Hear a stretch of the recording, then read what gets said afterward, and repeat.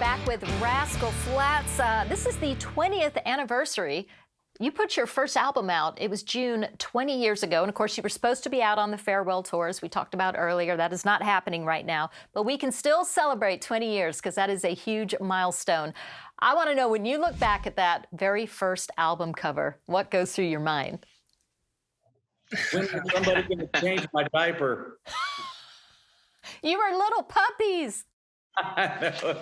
I love it. You know, we started around the same time. I started with CMT, I guess, like exactly 1 year later. So I feel like we kind of came up through the last couple decades together. I feel like between the four of us, we've probably gone through every bad hairdo available. Yes, that's probably a safe guess. You guys remember when my hair looked like a UFO had just landed on my head? Why did you let me do that? I thought you did that on purpose. You were trying to call your people back to earth. Seriously, though, like looking back at that time, it's so precious. I love seeing those older pictures of you guys. And I just wonder, out of the three of you, like, who do you think was the most optimistic? Like, we're going to make it. This is a hit.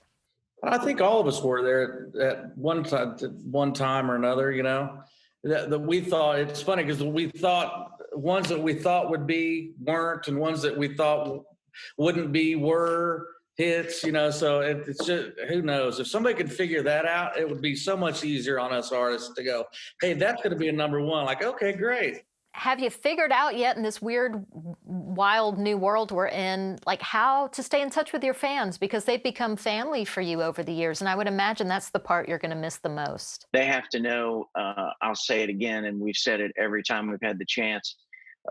This was not a decision we reached lightly, and they mean the world to us. And this year was going to be all about them and celebrating what they've meant to us and allowing us to have the privilege of standing on the stage and having the greatest jobs on the entire planet. So they're still in our hearts. We're going to do our best to try to get back out so that we just don't leave them hanging.